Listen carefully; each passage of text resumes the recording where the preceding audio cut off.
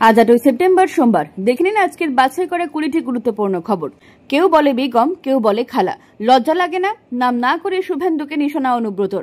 দুবরাজপুরে এক জনসভায় তৃণমূল নেতা অনুব্রত মণ্ডল মুখ্যমন্ত্রী মমতা বন্দ্যোপাধ্যায়ের বিরুদ্ধে ব্যক্তিগত আক্রমণকারীদের তীব্র সমালোচনা করেন।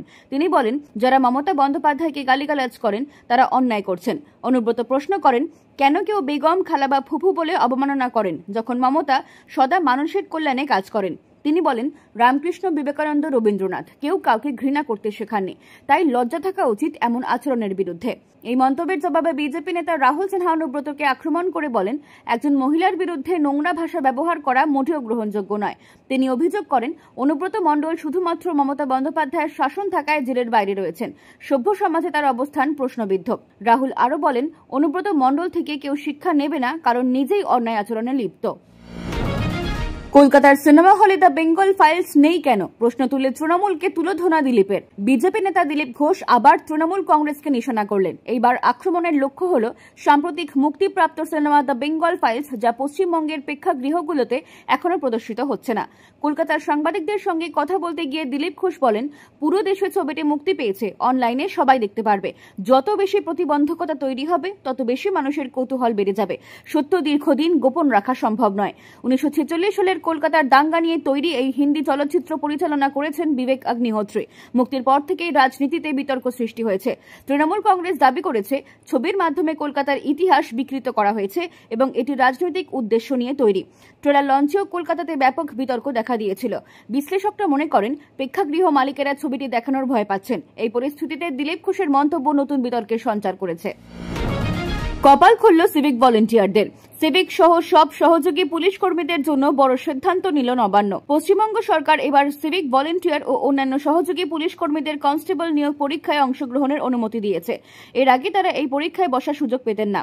ওয়েলফেয়ার কমিটির প্রস্তাবে সায় দিয়ে নবান্ন 15% কোটা ও 35 বছর বয়স সীমা নির্ধারণ করেছে। সহযোগী পুলিশ কর্মীদের প্রশিক্ষণের অসুবিধা বিবেচনা করে অনলাইন প্রশিক্ষণের ব্যবস্থা চালু করা হয়েছে। আগামী সোমবার থেকে লাইভ ক্লাস ও ফেসবুক লিঙ্কের মাধ্যমে সাধারণ জ্ঞান, আইন ও অঙ্কশাস্ত্র শেখানো হবে।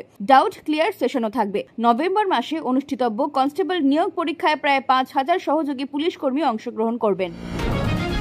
এসএসসি শিক্ষক নিয়োগের পরীক্ষা মিটতেই সোশ্যাল মিডিয়া পোস্ট ব্রাত্য বসুর। কি লিখলেন শিক্ষামন্ত্রী? প্রায় 9 বছর পর পশ্চিমবঙ্গে অনুষ্ঠিত হল নবম ও দশম শ্রেণীর শিক্ষক নিয়োগ প্রক্রিয়া। 3,19,000-এর বেশি পরীক্ষার্থী রাজ্য জুড়ে 636 কেন্দ্রে অংশগ্রহণ করেন। পশ্চিমবঙ্গের শিক্ষামন্ত্রী ব্রাত্য বসু সামাজিক মাধ্যমে পরীক্ষার্থীদের শুভেচ্ছা জানান এবং প্রশাসনের পক্ষ থেকে একাদশ এবং দ্বাদশ শ্রেণীর পরীক্ষাও সুষ্ঠু ও নিরাপদে সম্পন্ন করার আশ্বাস দেন। তবে এই পরীক্ষাকে ঘিরে প্রতিবাদের সুর অব্যাহত থাকল। বহু চাকরিহারা কালো টি শার্ট পরে পরীক্ষায় অংশ নেন। বাঁকুড়ার রাজগ্রাম বিবেকানন্দ হিন্দু বিদ্যালয়ে শর্মিষ্ঠা দুয়ারি লিখেছেন, প্রতিবাদ চলবে। এক 55 বছর বয়সী পরীক্ষার্থী কান্নায় ভেঙে পড়েন। নিজের পরিস্থিতি নিয়ে প্রশ্ন তোলেন। শুধু বাংলায় নয়, রাজস্থান ও উত্তরপ্রদেশ থেকেও চাকরি প্রত্যাশীরা পরীক্ষায় অংশগ্রহণ করেন। এই পরিস্থিতিতে নিয়োগ পরীক্ষার পাশাপাশি সামাজিক সংকটের ছবি ফুটে উঠেছে। এই পরীক্ষাতেও অযোগ্যরা আছে, মামলা হবে। বিরাট অভিযোগ যোগ্য চাকরিহারা শিক্ষক সুমনের। এসএসসি শিক্ষক নিয়োগে দীর্ঘদিন ধরে অনিয়ম নিয়ে আন্দোলনরত সুমন বিশ্বাস রবিবার লিখিত পরীক্ষায় অংশ নিয়ে আবারও ক্ষোভ প্রকাশ করলেন। তিনি দাবি করেন, শুধুমাত্র পরীক্ষায় যথেষ্ট নয়, আসল যোগ্যদের তালিকা প্রকাশ করতে হবে। সুপ্রিম কোর্টেও এই দাবি জানানো হবে বলে জানালেন সুমন। তিনি বলেন, লিস্ট 1 নামে প্রকাশিত প্রাথমিক তালিকায়ও অযোগ্য প্রার্থীরা রয়েছেন, তাই এই পরীক্ষার ভবিষ্যৎ অনিশ্চিত। 2016 সালের নিয়ম বদলে এখন ন্যূনতম 50% নম্বর বাধ্যতামূলক করা হয়েছে। এই পরীক্ষায় রাজ্যে 636 কেন্দ্র অনুষ্ঠিত হচ্ছে, যেখানে 3,19,000-এর বেশি পরীক্ষার্থী অংশ নিচ্ছেন। শুধু বাংলা নয়, উত্তরপ্রদেশ ও বিহার থেকেও আবেদনকারীরা রয়েছেন। এসএসসি সূত্রে জানা গেছে, মোট পরীক্ষার্থীর প্রায় 10% অন্য রাজ্যের। সুমন বিশ্বাসের আন্দোলনের মূল লক্ষ্য স্পষ্ট, নির্ভুল ও যোগ্য তালিকা প্রকাশ। সারাক্ষণ নিউজ চ্যানেলগুলো দেখে সময় নষ্ট না করে এই ভিডিওগুলোতেই দেখে নিন সারা দিনের সমস্ত গুরুত্বপূর্ণ খবরগুলো। তাই যখনই এই রকম থাম্বনেল দেখবেন তখনই ক্লিক করে দেখে নেবেন। তাহলে কি পরীক্ষাও বাতিল হবে? আজ এসএসসির নতুন পরীক্ষা নিয়ে কেন বললেন বিকাশ রঞ্জন ভট্টাচার্য? স্কুল সার্ভিস কমিশনের নবম এবং দশম শ্রেণীর শিক্ষক নিয়োগ পরীক্ষা নির্বিঘ্নে সম্পন্ন হলেও প্রশ্ন থেকে যায় পরীক্ষার স্বচ্ছতা নিয়ে। আইনজীবী বিকাশ রঞ্জন ভট্টাচার্য বলেন, কমিশনের প্রকাশিত দুর্নীতিগ্রস্ত প্রার্থীর তালিকা অসম্পূর্ণ। তার বক্তব্য, যদি পরীক্ষায় দুর্নীতিগ্রস্ত প্রার্থীরাও অংশগ্রহণ করে থাকেন তার দায় কমিশনকে নিতে হবে। অনেকে এখনো নিশ্চিত নন এইবারের পরীক্ষাতেও দুর্নীতি হবে কিনা। বিকাশ রঞ্জন আশঙ্কা প্রকাশ করেন, কারণ অতীতেও স্কুল সার্ভিস কমিশনের বিরুদ্ধে অনিয়মের অভিযোগ উঠেছে। পরীক্ষায় অংশগ্রহণকারী আন্দোলনকারী শিক্ষকরা জানান, পরীক্ষা দেওয়ার মধ্যেই তাদের বেদনা রয়েছে। শিক্ষার প্রতি প্রত্যাশা থাকলেও তাদের মনে জাগছে অবিচারের সংশয়। গো মাংস চালানে সই শান্তনু ঠাকুরের, মুখোশ খুলে দিল তৃণমূল। তৃণমূল কংগ্রেসের দাবি, বাংলার সীমান্তে গোমাংস পাচারে কেন্দ্রীয় মন্ত্রীর যোগ সাজশ রয়েছে। বিজেপি কেন্দ্রীয় মন্ত্রী শান্তনু ঠাকুরের স্বাক্ষরিত একটি সরকারি ছাড়পত্র সোশ্যাল মিডিয়ায় ভাইরাল হয়েছে। তৃণমূলের মুখপাত্র সুদীপ রাহা এই নথিটি প্রকাশ করে বলেন, গরু নিয়ে ভোটকালীন রাজনীতি, অথচ গোপনে পাচার। রাজ্যের সাধারণ সম্পাদক কুণাল ঘোষও ছাড়পত্র পোস্ট করে প্রশ্ন তোলেন, কেন বিজেপি কেন্দ্রীয় মন্ত্রী গরুর মাংস রপ্তানির অনুমতি দিচ্ছেন যখন তাদের বক্তব্য ভিন্ন। এই নথির মাধ্যমে তৃণমূলের অভিযোগ কার্যত প্রমাণিত হল। তারা আশঙ্কা প্রকাশ করেন, সরকারের এই কার্যক্রমে ধর্মীয় বিভাজন এবং রাজনৈতিক অন্ধকার চক্রান্ত চলছে। বাংলা কথা বলায় চাকরি গেল অভিষেক সেনগুপ্তর, গুরুতর অভিযোগ উঠল শহর থেকে। শিলিগুড়িতে অভিষেক সেনগুপ্তর নামের এক ব্যক্তির বিরুদ্ধে গুরুতর ভাষা বৈষম্যের অভিযোগ উঠল। অভিষেক বলেন, হিন্দিতে কথা বলার জন্য চাপ দেওয়া হয়েছে এবং বাংলা বলায় বাংলাদেশি বলে তোপের শিকার হতে হয়েছে।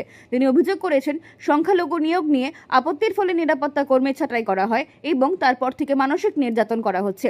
তিনি মেয়র গৌতম দেব এবং পুলিশকে ঘটনাটি জানিয়েছেন। মেয়র গৌতম দেব নিশ্চিত করেছেন, পুলিশের মাধ্যমে প্রাথমিক তদন্ত চালানো হয়েছে এবং প্রয়োজন হলে নিজে গিয়ে পরিস্থিতি খতিয়ে দেখবেন। কোম্পানির কর্তা এই বিষয়ে কোনো মন্তব্য করতে অস্বীকার করেছেন। এই ঘটনা পশ্চিমবঙ্গে ভাষা এবং পরিচয় ভিত্তিক বৈষম্যের বিষয়ে নতুন বিতর্ক সৃষ্টি করল। বিহারে বাড়ছে জোট জটিলতা, ফায়দা তুলতে পারে গেরুয়া শিবির। বিহারে বিধানসভা নির্বাচন সামনে রেখে এনডিএ এবং মহাগঠবন্ধনের মধ্যে আসল বন্টন নিয়ে জটিলতা বেড়েই চলেছে। মহাগঠবন্ধনে এখন মোট 8টি দল, আরজেডি, কংগ্রেস, সিপিআই, সিপিএম সহ বেশ কিছু দল যুক্ত হয়েছে। বিশেষত পাসওয়ান এবং পারাস গোষ্ঠীর আসনের দাবি সমঝোতাকে কঠিন করে তুলেছে। মুকেশ সাহানি উপমুখ্যমন্ত্রীর পদ দাবি করলেও আসন সংখ্যা নিয়ে দ্বন্দ্ব দেখা গিয়েছে। কংগ্রেস সভাপতি রাজেশ রাম জানিয়েছেন, প্রত্যেকে নিজের অংশ কিছু ছাড়তে বাধ্য। গত নির্বাচনের পারফরমেন্স বিবেচনায় এবারও জোটকে কৌশলীভাবে আসন বন্টন করতে হবে। অভয়াকাণ্ডে আন্দোলনকারী দেবাশিস, আশাকোল্লা এবং অর্ণবকে ফের পুলিশি তলব। অভয়াকাণ্ডে প্রতিবাদী মিছিলে অংশগ্রহণের অভিযোগে 3 চিকিৎসককে হেয়ার স্ট্রিট থানায় তলব করেছে পুলিশ। আশাকোল্লা নাইয়া, দেবাশিস হালদার ও অর্ণব মুখোপাধ্যায়কে পুলিশ সমন পাঠিয়ে হাজিরার নির্দেশ দিয়েছে। অভিযোগ, গত বছরের 14 অক্টোবর তারা পুলিশের অনুমতি না নিয়ে মিছিল সংগঠিত করেন। বিশেষভাবে দেবাশিস হালদারের বিরুদ্ধে 4টি সমন জারি করা হয়েছে। তাকে 9 ও 11 সেপ্টেম্বর থানায় হাজিরা দিতে বলা হয়েছে। এই তলবের মাধ্যমে পুলিশ ঘটনা তদন্ত ও দায়িত্ব নির্ণয় করতে চাচ্ছেন। নন্দীগ্রামে সমবায় নির্বাচনে বিজেপির জয়, তৃণমূল কংগ্রেস জোট হোঁচট। নন্দীগ্রামের মঙ্গলচক, নারায়ণচক, চিরঞ্জীবপুর সমবায় সমিতি নির্বাচনে বিজেপি প্রার্থী 35টি আসনে জয় পেয়েছে। কংগ্রেস ও তৃণমূল মিলে সমবায় ঐক্য মঞ্চ করে লড়াই করলেও মাত্র 7টি আসন জিততে পেরেছে। সিপিআই সমর্থিত প্রার্থী একটিতেও জেতেননি। সকাল থেকে বিকেল পর্যন্ত শান্তিপূর্ণভাবে ভোট গ্রহণ শেষ হয়। নন্দীগ্রাম বিধানসভা কেন্দ্রের বিধায়ক শুভেন্দু অধিকারী, বিজেপি নেতা সৌমিত্র দে বলেন, আগামী বিধানসভা নির্বাচনে আরো বড় জয়ের প্রস্তুতি চলছে। কংগ্রেস নেতা সুকমল শেঠ বলেছেন, এখানে রাজনৈতিক চাপ নয়, শুধু সমবায় সমিতিকে শক্তিশালী করার উদ্দেশ্য নিয়ে এই জোট হয়েছে। বাংলা ও বাঙালি বিদ্বেষী বিজেপি, বর্ধমানে তৃণমূলে যোগদান গ্রাম পঞ্চায়েত সদস্যর। বর্ধমানের মহেশডাঙ্গা ক্যাম্পের বুথ সদস্য বুলটি জানা মণ্ডল বিজেপি ছেড়ে তৃণমূল কংগ্রেসে যোগদান করেছেন। তিনি অভিযোগ করেছেন, বিজেপি এখন বাংলা ও বাঙালির বিরুদ্ধে কাজ করছে, তাই মমতা বন্দ্যোপাধ্যায়ের নেতৃত্বে তৃণমূলের উন্নয়ন কর্মকাণ্ডে অংশ নিতে চান তিনি। তৃণমূল ব্লক সভাপতি নিত্যানন্দ বন্দ্যোপাধ্যায় তার আবেদন মঞ্জুর করে দলীয় পতাকা তুলে দেন। বুলটি দেবী জানান, রাজ্যে উন্নয়ন কাজ দেখতে পেরে এবং বিজেপির নীতিভ্রষ্ট আচরণে আপত্তি জানিয়ে এই সিদ্ধান্ত নিয়েছেন। এছাড়া মেমারির আরও এক বিজেপি নেতা জেলা কমিটি থেকে পদত্যাগ করেছেন। এই ঘটনা বিজেপির মধ্যে ক্রমবর্ধমান অসন্তোষের প্রতিফলন বলেই মনে করা হচ্ছে। শিক্ষিকা হওয়ার স্বপ্ন, 3 দিনের সন্তান কোলে এসএসসি পরীক্ষা কেন্দ্রে ডায়মন্ড হারবারের বধূ। ডায়মন্ড হারবারের মাসুদা খাতুন সম্প্রতি মা হয়েছেন। 3 দিনের সদ্যজাত সন্তানকে কোলে নিয়ে তিনি সরাসরি এসএসসি পরীক্ষা কেন্দ্রে যান। মাসুদা সংখ্যালঘু পরিবার থেকে উঠে পড়াশোনায় কখনো বাধা পায়নি। এমএসসি শেষ করে স্কুল শিক্ষিকা হওয়ার স্বপ্ন দেখেন। অন্তঃসত্ত্বা অবস্থায়ও নির্বিচারে পরীক্ষার প্রস্তুতি নেন তিনি। চিকিৎসকের সহায়তায় প্রসব যন্ত্রণা সত্ত্বেও পড়াশোনা চালিয়ে যান। হাসপাতাল থেকে ছাড়া পেয়ে স্বামী এবং মায়ের সঙ্গে নবজাতককে রেখে পরীক্ষায় অংশগ্রহণ করেন। মাসুদা বলেন, স্বপ্ন পূরণের জন্য এগিয়ে চলেছি। স্বামী ও শ্বশুরবাড়ির পূর্ণ সহযোগিতা পাচ্ছি, তাই এই সংগ্রাম অনুপ্রেরণামূলক উদাহরণ হয়ে দাঁড়িয়েছে। পুজোর ব্যানার লাগানো নিয়ে 2 ক্লাবের সদস্যদের মধ্যে সংঘর্ষ, আহত 4। দক্ষিণ কলকাতায় 2 ক্লাবের সদস্যদের মধ্যে পুজোর ব্যানার নিয়ে সংঘর্ষের ঘটনায় 4 জন আহত হয়েছেন। লর্ডস মোড়ে সংহতি ক্লাবের ব্যানার ছিঁড়ে দেওয়ার অভিযোগ ওঠে প্রগতি সংঘ ও কাউন্সিলরের ঘনিষ্ঠদের বিরুদ্ধে। প্রতিবাদ করতে গিয়ে মারধরের ঘটনাও ঘটেছে। সংহতি ক্লাব অভিযোগ করেছে, গত কয়েক বছর ধরে এই ধরনের হামলা চলছে। কোথায় সোনার চেন, কোথায় আংটি, কাগজের মোড়ক খুলে প্রাক্তন সেনাকর্মীর মাথায় হাত। দিল্লি পুলিশের নাম ভাঙিয়ে সোনার গয়না লুটপাট। ধূপগুড়ি সুপার মার্কেট চৌপতি এলাকায় এক প্রাক্তন সেনাকর্মী কৃষ্ণ কুমার রায়ের দিনের আলোয় সোনার গলার চেন এবং আংটি লুট হওয়ার ঘটনা ঘটেছে। দুই বাইক আরোহী নিজেদের দিল্লি পুলিশের অফিসার পরিচয় দিয়ে হিন্দিতে কথা বলে এবং তার পথ আটকে দেন। প্রাক্তন সেনাকর্মী সত্যিই তাদের আধিকারিক ভেবে ফেলেন। এরপর অভিযুক্তরা সতর্ক করে বলেন রাস্তায় সোনার গয়না পড়ে ঘোরা বিপজ্জনক। ভয়ে কৃষ্ণ কুমার তাদের হাতে গয়না তুলে দেন। পরে তারা একটি কাগজের মোড়ক দিয়ে বলেন ভেতরে গয়না রাখা আছে, বাড়ি গিয়ে খুলে রাখতে। বাড়ি গিয়ে দেখেন সেখানে শুধু বালি। পরে তিনি ধূপগুড়ি থানায় অভিযোগ জানান। পুলিশ গোটা এলাকায় তল্লাশি শুরু করেছে। আতঙ্ক ছড়িয়েছে শহরে। ভিন রাজ্য থেকে আগত পরীক্ষার্থীদের কেউ অপমান করেনি, বাধা দেয়নি, কিছু বুঝলেন, বললেন কুণাল ঘোষ। পশ্চিমবঙ্গে এসএসসি পরীক্ষায় স্বাভাবিকভাবে অংশ নিচ্ছেন উত্তরপ্রদেশ, বিহার, রাজস্থান সহ বিভিন্ন ভিন রাজ্যের শিক্ষার্থী।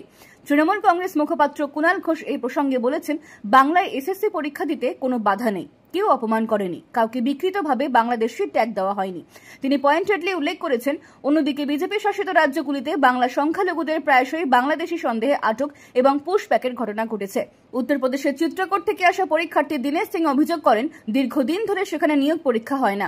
অনেকে মনে করেন পশ্চিমবঙ্গের এসএসসি তুলনামূলক সহজ এবং সুষ্ঠু, তাই ভিন রাজ্যের শিক্ষার্থীরাও এখানে পরীক্ষা দিতে আসছেন। পরীক্ষা কেন্দ্রের বাইরে এই অভিযোগ ব্যাপকভাবে শোনা যায়। বাংলা এসএসসি পরীক্ষা দিতে আসাই কাল উত্তরপ্রদেশের পরীক্ষার্থীর খোয়া গেল টাকা, মোবাইল। উত্তরপ্রদেশের রামপুর গোপীগঞ্জের আনন্দ কুমার বিন্দ এসএসসি পরীক্ষা দিতে হুগলির এইচটিসি কলেজে এসেছিলেন। তবে পরীক্ষা শুরুর আগে এক অচেনা ব্যক্তির সঙ্গে আলাপ করে হোটেলে খাবার, গঙ্গা স্নান দেখানোর প্রলোভনে পড়ে অজ্ঞান হয়ে পড়েন তিনি। এরপর জ্ঞান ফেরার সময় চুরি হয়ে গেছে তার মোবাইল এবং টাকা। হাসপাতালে যাওয়ার পরেও তিনি হাল না ছেড়ে নির্ধারিত সময় পরীক্ষা দেন। এদিন উত্তরপ্রদেশ, বিহার সহ ভিন রাজ্য থেকে প্রচুর পরীক্ষার্থী এসেছিলেন। তৃণমূল কংগ্রেসের কুণাল ঘোষ অভিযোগ করেন, ভিন রাজ্যগুলোতে পরীক্ষা ও নিয়োগ ব্যবস্থা অচল হওয়ায় কর্মপ্রার্থীরা বাংলায় এসেছেন। রাজ্যে শান্তিপূর্ণভাবে পরীক্ষা সম্পন্ন হলেও দুর্নীতির সন্দেহ থেকে অনেকে এখনো উৎকণ্ঠিত। রবীন্দ্রনাথের ছবি জ্বালানোর চেষ্টা টিএমসিপি নেতার, তীব্র নিন্দায় বিজেপি, অবিলম্বে পদক্ষেপের দাবি সুকান্তর। মালদহে তৃণমূল ছাত্র পরিষদের এক নেতা নরেন্দ্র মোদী, অমিত শাহ এবং রবীন্দ্রনাথ ঠাকুরের ছবি আগুনে পোড়ানোর চেষ্টা করেন, যা সোশ্যাল মিডিয়ায় ভাইরাল হয়। কেন্দ্রীয় শিক্ষা প্রতিমন্ত্রী ডক্টর সুকান্ত মজুমদার এই নিন্দনীয় ঘটনায় অবিলম্বে ব্যবস্থা নেওয়ার দাবি তুলেছেন। তিনি বলেন, এটি বাংলা ও বাঙালি সংস্কৃতির প্রতি চরম অবমাননা। রাজ্য বিজেপি আরও অভিযোগ করেছে, মমতা বন্দ্যোপাধ্যায়ের নির্দেশে এমন অপকর্ম চালানো হচ্ছে। তারা এটিকে ভারত বিরোধী এবং রাষ্ট্রশক্তির প্রতি বিদ্বেষমূলক কার্যকলাপ হিসেবে দেখছেন। বর্তমানে রাজনৈতিক মহল তৃণমূলের প্রতিক্রিয়ার দিকে নজর রাখছে। প্রায় 2000টি গ্রাম জলের তলায়, বন্যায় প্রাণ হারিয়েছে অসংখ্য মানুষ। মঙ্গলবার পাঞ্জাবে পরিদর্শনে প্রধানমন্ত্রী। পাঞ্জাবে অতিবৃষ্টির সঙ্গে পার্শ্ববর্তী হিমাচল কাশ্মীরের নদীর জলবৃদ্ধির ফলে ভয়াবহ বন্যার সৃষ্টি হয়েছে। সরকারি তথ্য অনুযায়ী এখনো পর্যন্ত 46 জন প্রাণ হারিয়েছেন। প্রায় 3.87 লক্ষ মানুষ ক্ষতিগ্রস্ত হয়েছেন এবং 1.75 লক্ষ হেক্টর জমির ফসল নষ্ট হয়েছে। 23টি জেলার প্রায় 1996টি গ্রাম বন্যায় প্লাবিত। এই পরিস্থিতিতে প্রধানমন্ত্রী নরেন্দ্র মোদী 9 সেপ্টেম্বর গুরুদাসপুরে গিয়ে পরিস্থিতি পর্যালোচনা করবেন। এনডিআরএফ, এসডিআরএফ ও সেনাবাহিনী উদ্ধার ও ত্রাণ কার্যক্রম চালাচ্ছে। আবহাওয়া দফতরের পূর্বাভাস অনুযায়ী আরও বৃষ্টিপাতের আশঙ্কা রয়েছে। প্রশাসন ও মানুষ গভীর উৎকণ্ঠায় ভবিষ্যৎ মোকাবিলার প্রস্তুতি নিচ্ছেন।